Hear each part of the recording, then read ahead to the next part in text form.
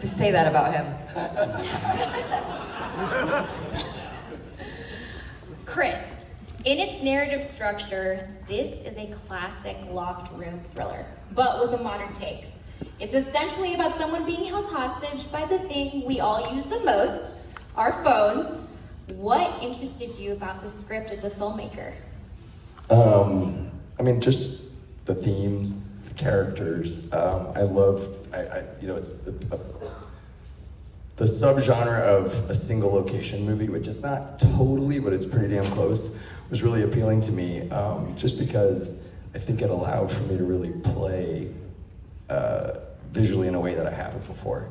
And really being able to tell the story from Violet's point of view, and to film it that way too. So that was a lot of fun. It's awesome, it's amazing. Congratulations. Thank you. Yes, woo! Meghann, you're literally in every frame of this film. What drew you to the character of Violet, and what did you want to explore in her performance? Well, I loved her immediately, and I just sort of thought it was really beautiful the way that they sort of wove in her past experience into, Chris and I, something that we talked about was like how sort of uniquely suited she is to sort of be in the situation that she's in terms of just like being someone who has experienced faking it a lot for survival. And that we kind of get to see that play out in this film. And I loved that she was the hero. And so, yeah, I was just sort of immediately smitten with her. It's also a intensely physical role. How did you train for the fight scenes? What was it like to work with a stunt Girl, team? I trained so hard in the gym. I was training harder than Brandon. Just kidding, nobody She put in a trains lot of harder than hours Brandon. in the gym. We had an incredible stunt team, and they took really good care of me, and it was my first time doing a lot of this stuff, and it was an incredible learning experience. And it was really hard hanging out of that window on that harness. There was a day where I kind of was like, you gotta put me back down on the ground. And I just like laid on my back for She a while. loves the harness. She really loves flying around in Keep that thing. saying that. Yeah. Yeah, it couldn't get me out of it. It's really comfortable. But that's basically it. Just the stunt team was amazing. You looked great up there. Thank you, It's I appreciate awesome. that.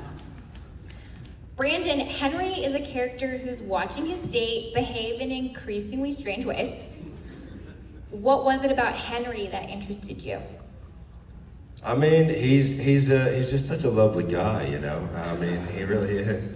And he's kind of like I think if this movie was made, 20, 30 years ago, these roles would have been reversed. And I like that, you know. It's like, it's her movie, it's her, it's that character's disposition when he's there in service of that.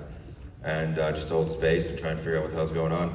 And then also the challenge of making that an interesting character and someone who has a life outside of it and a perspective was something that Chris and I were really keen on doing, and hopefully we accomplished that. Yeah. Yeah, y'all did. That's awesome.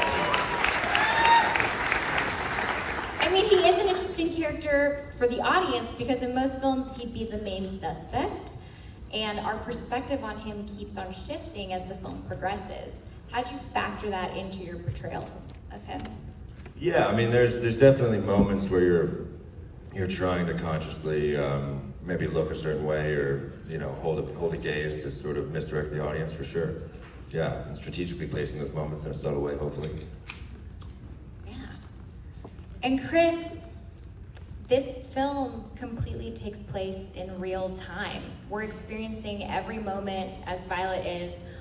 What do you think that adds to the overall stakes and tension of the film?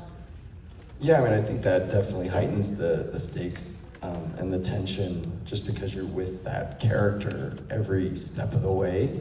And again, it's why we love the sort of sync location of it all. And something that was really great about making this movie, and something we've talked a lot about, is we had the rare luxury of shooting most of the movie in sequential order. So like, we were always kind of in the moment together at all times. And that's pretty rare, but it was really cool, and I think it really helped lend to the suspense of the movie. Yeah, it was awesome. I also heard that you built an entire restaurant. We did. we built the restaurant. And they made real steak, and Brandon ate all of it. Brandon is the first person who's ever been able to out-eat me on any set. Yeah, it's true. I like steak.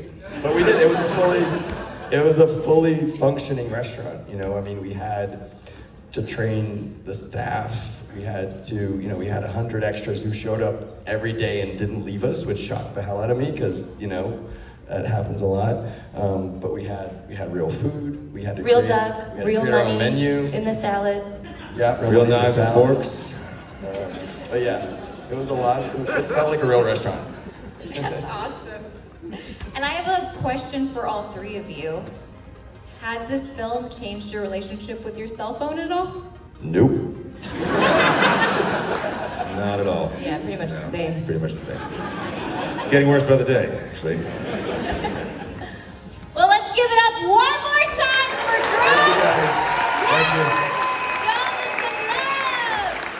Remember that this film is eligible for the Audience Award, so please vote on the QR code here. And please tell all your friends how awesome this film is. Please do that.